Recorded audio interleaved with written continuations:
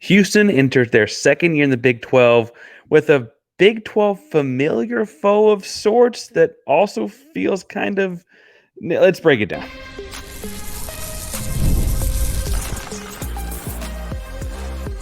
You are Locked On Coogs, your daily podcast on the Houston Cougars, part of the Locked On Podcast Network, your team every day. Welcome to a crossover edition of Locked On Coogs and Locked On Buffs. I'm one of your hosts, Parker Ranger, joined by Kevin Borb of Locked On Buffs.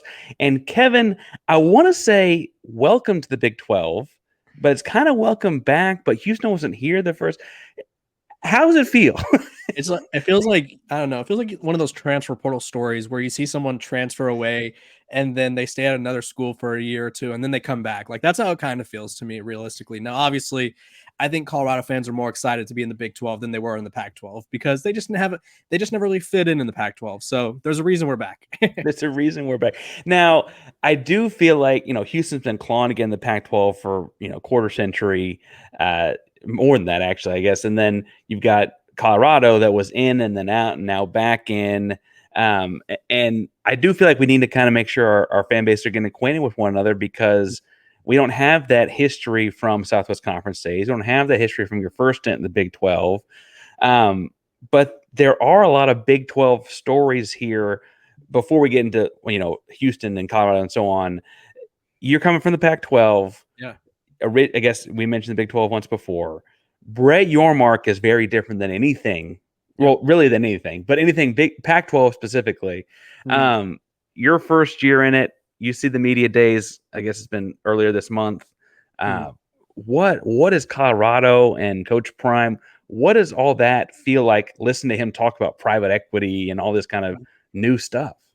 Yeah, I think it's kind of a cool sign to see someone so willing to try new things and push the line or toe the line, I think the proper term is. But they come from a Pac-12 conference, which I'll be quite honest with you. My very first job out of college was at the Pac-12 network. So I'll always have a fond memory of the Pac-12. And like, it was the place where I got my start. But the Pac-12 leadership, and not the people I worked with specifically, but the Pac-12 commissioners and the powers that be, they just didn't do what they had to do to keep the conference, one, intact, two, to keep them from falling behind. It seemed like the Pac-12 had this mindset of like, it'll work out. Like, something will happen where it'll work out for us. And the Big 12 has the exact opposite mindset. I think the Big 12 is well aware, Brett Yormark specifically, that college football is, I don't know if it's still doing it, but there's a thought that it's shifting to 2 mega conferences or super conferences. And so Brett Yormark's whole mindset is to make sure that, hey, it's going to be 3 super conferences because the Big 12 is still going to be around. And I think that Colorado being in a conference like that is just refreshing because there's not this sense of like worrisome, like in the Pac-12, there was a point, and you'll remember this as well as anyone, the Pac-12 had a chance to add Texas, Oklahoma. I think there was a time where Oklahoma State, TCU, and Baylor were all interested in joining the Pac-12, and they were just like, you know what? No, it's too far, or no, we don't want to deal with religious affiliation schools, or no, you don't have the academic like standing or whatever. And now the Pac-12 is the Pac-2 at best. I think there's a chance that those schools would jump at the second the Big 12 offered them opening spots. So really refreshing to be somewhere where they're so forward thinking, both in terms of where the money is coming from, the TV contracts, talking about separating football and basketball at some point because the Big 12 basketball is such a big brand, right. And in adding schools, Colorado being the first of this iteration of the Four Corners to come over, I guess formally, it felt like it was a very quick set of dominoes. I really want to ask, though, as the school that employs Coach Prime, there's this school out there looming and that is very connected to Coach Prime. Right. In Florida State, and it feels like Florida State's going to jump out of the ACC at some point as soon as they legally can afford to. And Clemson may be quick behind. People are talking about SEC doesn't want new teams. They said they're not recruiting schools. It hits every school in this conference differently. Like Houston's like, okay, that relive a Peach Bowl, what we beat Florida State in. It brings in another Florida school. It helps broaden the conference. For Colorado, in terms of football, at least, this is a big deal. Right. So I said what it feels like for Houston, but what does that feel like? Do you really want Florida State in Where's that fall for you? I think everyone. So there's probably two trains of thoughts. I'll be completely honest. Like the very like Colorado centered thinking people are probably like, well, we wanted to be the face of the conference, right? Because I think a Deion Sanders led Colorado program, if they're successful, big if they're successful. Let me repeat that so people don't think I'm just saying that they're automatically the face of the conference. But if they are successful, Colorado has the notoriety. They sort of have this like new cultural impact that no team in the Big 12 has. Like we'll just call a spade a spade. If Colorado's good, they're going to be more popular than everyone in the Big 12, and they will probably be as popular as anyone in the country. That's just how the cookie crumbles when you have an NFL Hall of Famer who's very good at social media as your head coach. Like that's just the way the cookie crumbles. But and I would only interrupt to say he's been good at every type of media since he first stepped on the stage. I mean, like that is just anything he's doing, right? It's like they have it mastered. Like you look at as someone who covers Colorado, like we media members can't go to practices. Like you could talk to the coaches and the players after, but the only person who's in there with the camera is his son, who has a very, very successful YouTube channel, right? And they create great content. They give you behind the scenes stuff. Awesome. They also are very good at maximizing their brand. They have massive NIL deals with Shador and Travis. And so they have all of this social media and media hype that they generate themselves. Plus they have the Amazon Prime documentary. So there's like 5 different camera crews at all times, and they control all of it. And so Colorado has a chance to really be the face of the conference if they are good. Again, I'll put that out there. But if you're looking at from the health of the Big 12 perspective, you want Florida State, you want Clemson. They've won 3 titles since 2013. No one else in the Big 12 has won a title, right? Which is how it goes since 2013. Excuse me. Let me preface that. No one's won a title recently. And I think right now there's a joke about the Big 12 that it's a truck stop conference, right? Where it's like, it's just these random schools in the middle of nowhere that nobody cares about. I'm not saying I agree with that, but adding 2 blue blood programs like Florida State and Clemson really changes the perspective, because then it's like, okay, maybe they are on our level, and maybe it boosts TV revenue, it boosts media rights stuff and like that. And then just in terms of competition, the conference is that much deeper, right? It's the rising tide lifts all boats. I appreciate the idea of adding Oregon State and Washington State as West Coast schools to get some Western time zone kind of stuff and whatnot, but they're just not the same programs, right? They're just not. And adding, you mentioned former champion Clemson, former champion Florida State, both have had Heisman winners. I mean, these are powerful programs in the last decade-ish of college football. I think that there's something to this entire idea of private equity leading to that, and that becoming this positive that comes out of it. I've been adamant, and Locked On Coogs fan will know that, there's an aspect of private equity that sucks a lot of the parts we love of college football out of it too, to maximize the dollar. And it's this back and forth seesaw of what you want out of that. As Colorado has had a lot of dollars flowing through it fairly recently. Yeah. What does a Colorado fan or a reporter on it think of this idea of private equity being infused into the Big 12 now that you're here? Yeah, I think, again, this goes back to forward thinking, right? Where it's like you have to figure out a way. If you're not the SEC or the Big 10, so the Big 12 and the ACC, I'm looking at you guys, like this is at you as much as it gets.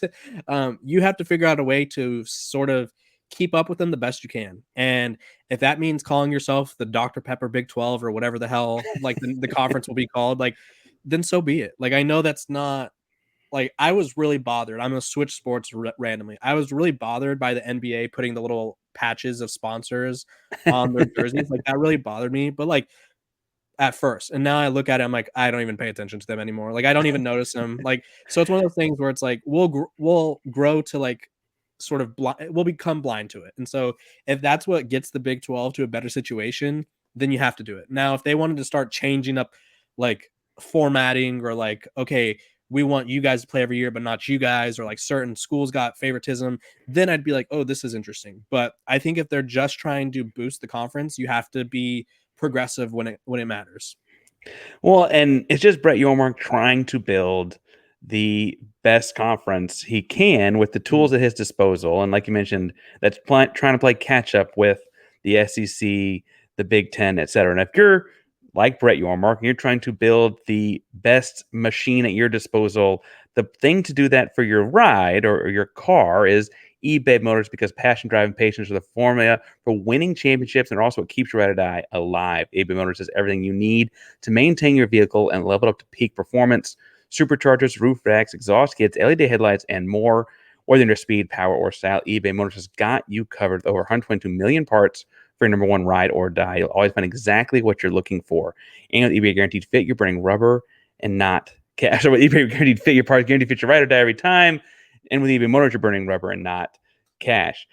With all the parts you need and the price you want, it's easy to make car the MVP and bring home huge wins. Keep your ride or die like ebaymotors.com. Eligible items only. Exclusions apply. eBay Guaranteed Fit is only available to U.S. customers. I stumbled through that. I actually really like the burn rubber, not cash line. Kevin, we're building, championship level machines here. We got two very different coaches. I mean, Houston's got the uber old school pedigree. He's won everywhere he's been. Willie Fritz entering year one. Deion Sanders has as new as it gets in a lot of ways. I'm sure you'll tell me that there's other ways that he feels old school, but in a lot of ways he feels as new as it gets. The hot thing on the block entering year two, but year one in Big 12.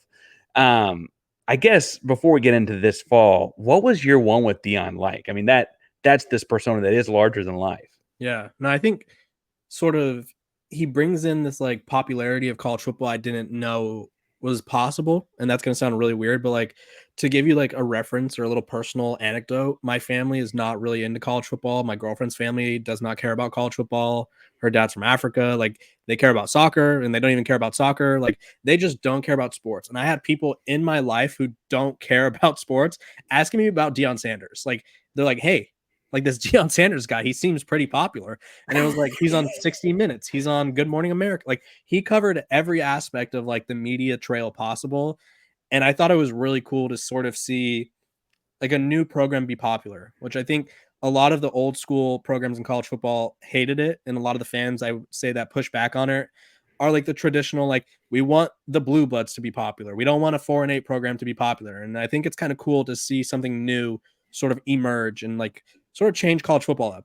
I would say college football is always ever changing, but I also think certain parts of it get stale. And so I think Deion Sanders' popularity and sort of very quick rise to fame, like he didn't really need college football to be famous, but his like reemergence into fame, I would say, because prior to his coaching, he was an analyst for NFL Network and stuff like that, but it wasn't like he was front and center in all of our minds. Now it's like, every day people are like, what is Deion Sanders up to? Like, what is he going to do? Or what is he going to say? So he just really brought a new refreshing energy, I think, whether people agree with that or not. I don't know. No, it's certainly new. And it's certainly, I'm sure as someone covering it, like there's constant things to do. I went back and forth because there are aspects of it that I really liked. I like the idea of Hall of Fame level players getting a chance to coach college football. I think that's important. I liked that. I like the storyline of him bringing the Jacksonville State kids with him because he thought they were good enough there. Why wouldn't they be good enough in power conference football, right? There were also parts where he said like the quiet parts out loud that was like, ooh, I don't know, where he's like, we're cutting everyone. I was like, I don't know that you should just say that. I think that was like, that's like been the biggest sort of shock factor with him is like, that's where you were talking about Willie Fritz being old school. And I'd love to hear about that more, but like Deion Sanders is old school in the sense of like, he does not care about sparing feelings, like especially for him. I think he has like the shortest, I would say, leash of any coach in college football. Like if he has another bad year this year, hot seat rumors are going to like explode. Like he's going to be on the hot seat quicker than anyone just because he's so famous. People already kind of are iffy about how he does things. But yeah, you mentioned it. The Louis Vuitton speech or the Louis luggage speech was like our introduction to him, which again was on his son's YouTube, which is good for the son, right? But that was like, the crazy thing is every school, Houston included, Kansas, whatever, Texas A&M Commerce, like they have conversations behind closed doors where it's like, hey, Parker, we appreciate like your dedication. We appreciate all that you've done for the program. We just don't think it's going to work out here for you. Like every program has that conversation, but not every program puts that conversation on a YouTube video that gets millions of views. And he has like the old school mentality of like earn your numbers. He has like, I think it was after the UCLA game last year where Shador was sacked 7 times for the 3rd time of the year. He literally was like, yeah, I'm going to replace the offensive line through the portal. Like I'm going to replace these He guys. said it out loud in public with a camera in his face. But it's like, what do people want him to say? Like, if he says, no, this line's good, then people are going to be like, oh, he doesn't know what he's talking about. So like, I think he just like sort of skips the fluff of statements and is just like as straightforward as it gets, which whether you like it or don't, I think you have to respect it. Well, and Willie Fritz, in an old school way, I think does approach everything with very sincere honesty. Mhm. That he's approaching the programs a whole lot different. He lost some kids in transfer portal with the coaching change. One of which is a nose tackle headed your way. Yep. And he's very upfront about like, hey, part of the reason I took the job in Houston was it's a power conference job in the city of Houston, and we're only recruiting kids that can drive here. We're not, and no plane trips need to be had, right? Like there's a very old school like regionality feel to that. At least it like the same way USC used to be everyone from Southern California, and that Ohio State used to just be this kind of Midwest thing, and Penn State was Pennsylvania. He's trying to keep like kids within a 4 or 5 hour drive driving to Houston, and he has like it feels like 1950s and 60s mentorship kind of old school things about like when the hurricane came through the summer. He was like, hey, I want everyone to be able to drive home. That's part of the reason this is important, right? And so they could all go home and see that, check on people or whatever. He doesn't say the quiet part out loud quite like Deion. Yes. I do think, though, that, when you talk to players and stuff like that, like he is intense in the same kind of, in a similar kind of way, I should say. Yeah, and I think the intensity too, like Willie, I think they both bring a certain aspect of intensity where it's like Willie's a veteran. Like he's as veteran as it gets as a coach. And then Deion Sanders is like one of the best players to ever play. So it's like, who are you as a college athlete to tell Deion Sanders, like, hey, I don't think you're right. Like, what, like, that'd be absurd. And like, same thing with Willie Fritz. Like, this guy's been around the block and you're gonna be like, no, I don't think that's right. Like, they both bring that veteran sort of presence. Sorry to cut you off there. No, I was going to point out that Willie Fritz's first head coaching job was 1993 at Blinn Junior College. I believe Deion had just won or was about to win his first Super Bowl at that point. Like that's how far back we're going back in the Wayback Machine there. I was not alive for either of those things. I was born 6 years later. Willie Fritz's name, he won at Blinn, he won at Central Missouri, won at Sam Houston State. He won major bowl game at Tulane just 2 years ago and had a pretty strong season last year as well. He's won everywhere he's been. I guess Deion did win at the high school level in Jacksonville State, but you mentioned the hot seat, and we're going to do over-unders and talk about the people on the field later, I promise. But last thing on Deion, how realistic are we talking about a hot seat 6 or 7 months from now? See, I don't think he should be on the hot seat for I talked about this on my show Wednesday, where I was like, realistically, if you're Colorado, you give Deion Sanders 4 to 5 years to figure it out, because he is bringing in so much money. He is bringing in so much attention to your program, and he's just bringing in a whole new energy. Like, you think he'd figure it out eventually. And so I personally wouldn't put him on the hot seat for another few years if needed. I personally think he's going to have a really solid year this year. But I think the public perception, if he has a bad year, I feel like the hot seat noise will get really loud. And I don't think that's necessarily fair. But in this era of social media, we're not really into fairness. It's kind of like hey, this guy's famous. His team sucked again. Let's get him. Well, I am glad you say that, because I will say, in the same way that I appreciate, there's part of me like the transfer portal, because coaches have always been able to get up and pack their bags and leave whenever they wanted to. It feels only right that the players get the same ability.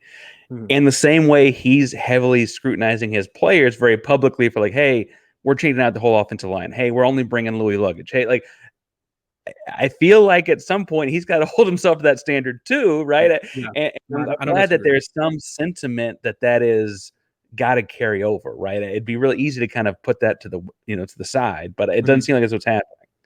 Yeah, I think that's a great point, actually, and I think this is the year, at least in my opinion, and I say this and I get a lot of blowback for it, excuse me, where if the portal doesn't work again, it's like we should not be rolling into December like, hey, we're gonna try this again, 40 new guys, bring them in. Like, that should not be the mindset. Like, I think there has to be some sort of accountability if it doesn't work. Even if it does work, I feel like we know what wins championships, and he talks about winning championships. Like, he has talked about he wants to win. And so I'm sure you're familiar and your listeners are familiar with the blue chip ratio. Bud Elliott from 24/7 Sports created it, where 50% of your roster has to be a 4 or 5-star recruit. Those are the teams that win championships.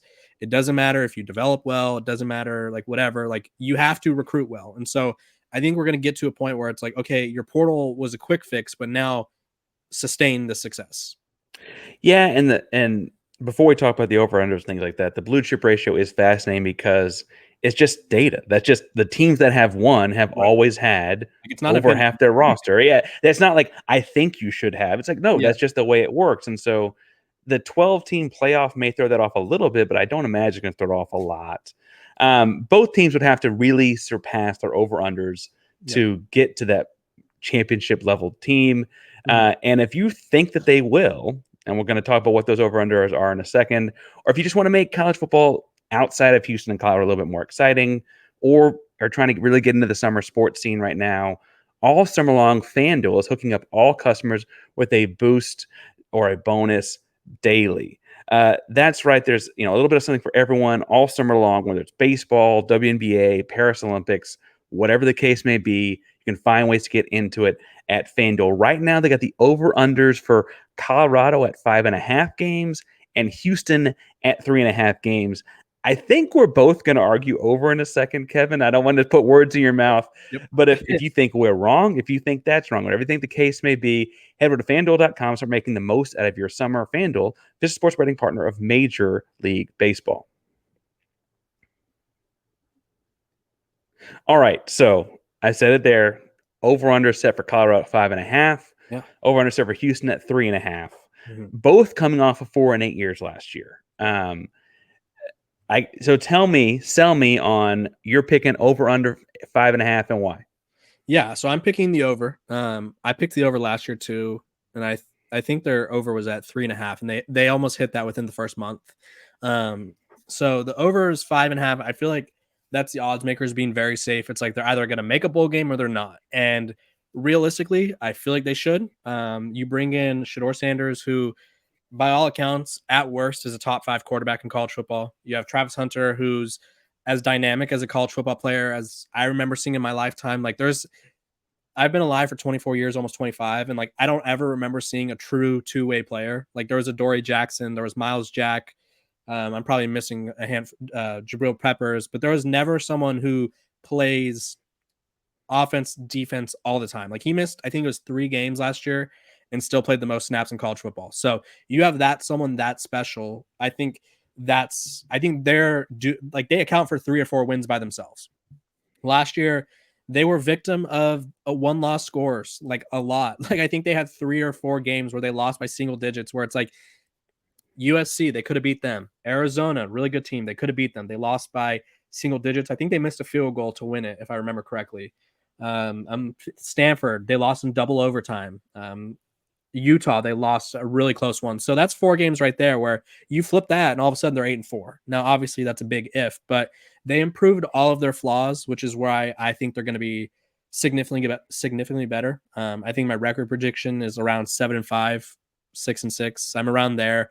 People want me to be a little more bullish, but I need to see them play. Like it's really hard to evaluate a team I have not seen play together.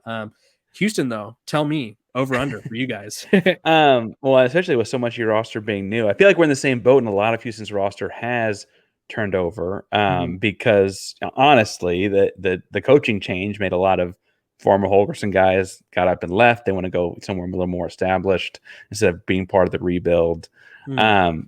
I think Houston beats 3.5 wins, and I think that's really low. I think that's being safe and low because it's a very difficult schedule. Right.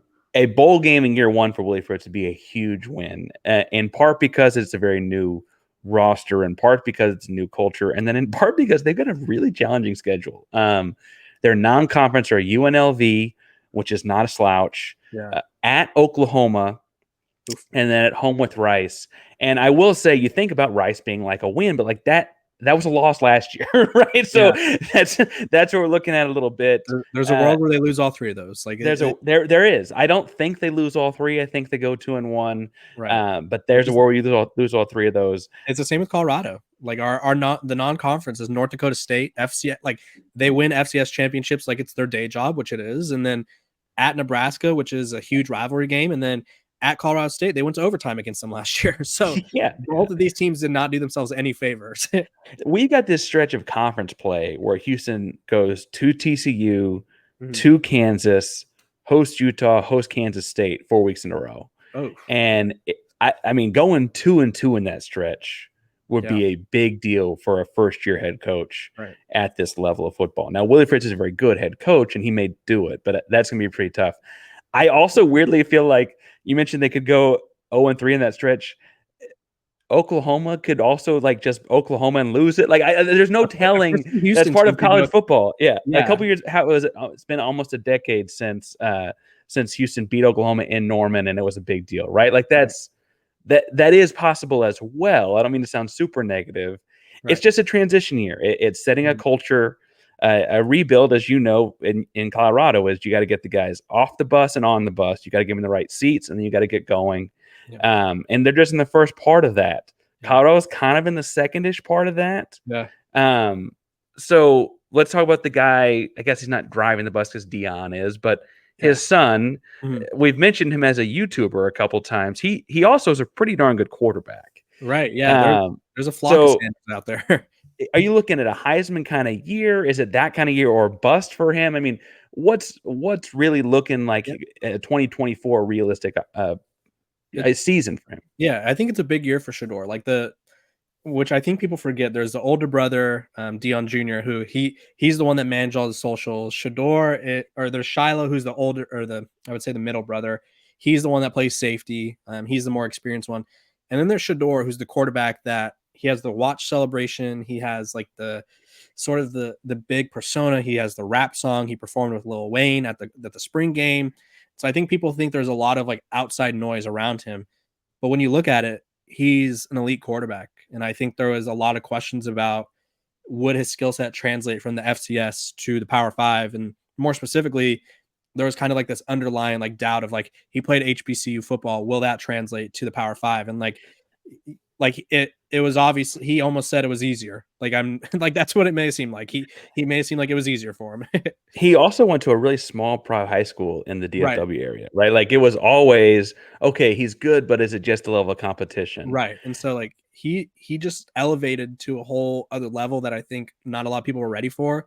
I did a whole breakdown on what it would take for him to be a Heisman winner, because every Heisman winner since I think it's 2013, which was Jameis, if I'm not mistaken, has thrown for 4,000 yards and like 40 touchdowns.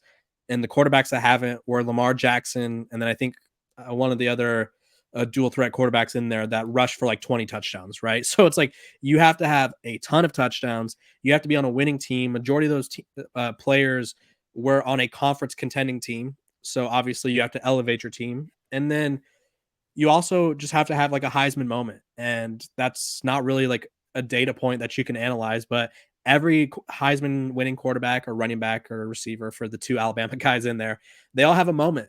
And like, is he capable of having a moment? And I think he's very much capable of having like a play where it's like he drives down the field to win Colorado the game. Like Bryce Young's Heisman moment was probably the Texas game where he drove them down the field and helped them win the game, or Jaden Daniels.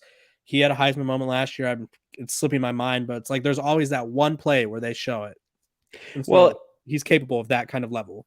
And the deal with Shedeur is that there will be a camera there for that moment. We will all hear about and see about it, right? That will absolutely happen. Houston is just interesting with Donovan Smith because Donovan is getting talked about in some like NFL draft circles as being a first-round pick.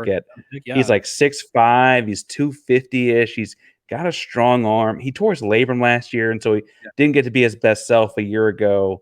The biggest thing is keeping the turnovers down. The biggest, frankly, difference in looking at their stat lines from last year is that he had 10 more interceptions than Shedeur did, right? There's thought that in a second year as a full-time starter that there's some natural growth there maybe. I really think Houston's going to run the ball more. And that leads me to like our second player to keep an eye on would be Parker Jenkins. Folks that follow us know that he was a freshman running back last year with some explosive plays. He looks to be the guy in the backfield this year. Big shoes to fill too, because Colorado got the guy that he was replacing, and then never got to use him. But and yeah, never got to use him. Yeah, big shoes to fill there for Parker. Big shoes to fill. My question is going to be before we got out of here. The other guy, the other guys, we'd call him the other guy. Travis Hunter would be the guy everywhere else. Yeah, for sure. You mentioned he played more snaps than anyone in America. I enjoy watching a two-way football player, and he is a true two-way. He's not a I play some special teams and third down receiver. He is a true two-way football player. Yeah. Is there a chance that he steals the Heisman from Shedeur? Is there, if they go 11-1, does it come down to that? Yeah, I think for Travis I don't think it'd shock me if he's in New York. Like if Colorado goes say 8-4 and Travis has like 1,000 yards receiving and like 5 picks on defense, like it wouldn't shock me if he's there. But for him to like be the guy that's hoisting the trophy, like you mentioned 11-1, that feels like an adequate record, because I think anything below that, like people would be outraged, like beyond outraged. That'd be the most controversial Heisman probably ever. Same thing with Shedeur. Like if either of them wins it and they're not 10 or more wins, like people are going to be irate. Now for Travis, I just don't know if it's possible. Like the Heisman has become a quarterback award. I talked about dating back to 2013. Like I gave the quarterback stats. The only 2 guys that weren't quarterbacks both played at Alabama, and they both won the title that year. So it's like, it's very hard for a non-quarterback to win the award, because one, it's like, if Travis is good enough to win the Heisman, that means Shedeur's throwing him the ball. So like Shedeur is going to be there by default. And then we've just never we haven't really seen someone of this caliber on both sides of the ball be available for an award like this. Like we just don't really see it. And so it'd be really it'd be shocking. Like I would like to hear your perspective as someone who's not around the program. Like what would it take for you to be okay with Travis Hunter winning the Heisman? It would feel almost like giving it to a defensive player, like the way that like Woodson was a special teams and defensive player. Because truthfully, if he wins it as an outright receiver, his quarterback is also playing well. And the biggest difference between him and Devontae Smith from Alabama would be that we didn't really think of their quarterback situations being the same kind of thing, right?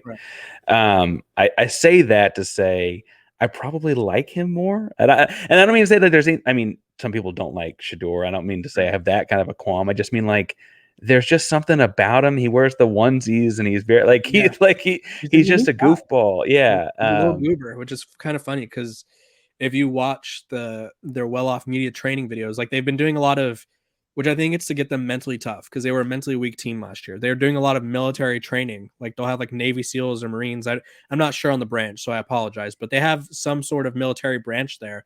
And Travis is like the only one not hands bent over on his knees, like sweating or vomiting. Like he's like, yeah, I could do this. Like he works hard and like is the hardest working guy. And then he goes home and slaps on a Lilo and Stitch onesie and is gaming. Like he's just an all around character. And I think he's really fun.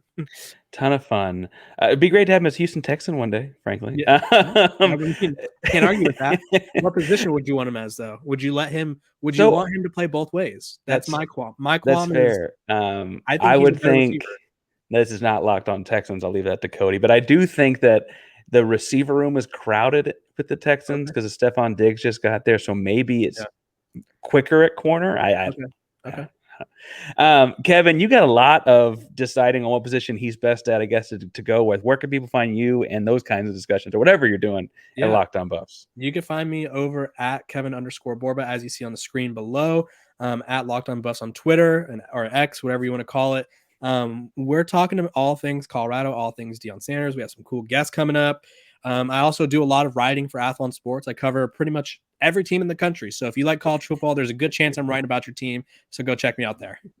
Good chance you're writing about all the teams. So make sure you're checking that out. Again, Locked On Coogs. I'm Parker Ainsworth. Locked On Coogs each and every day.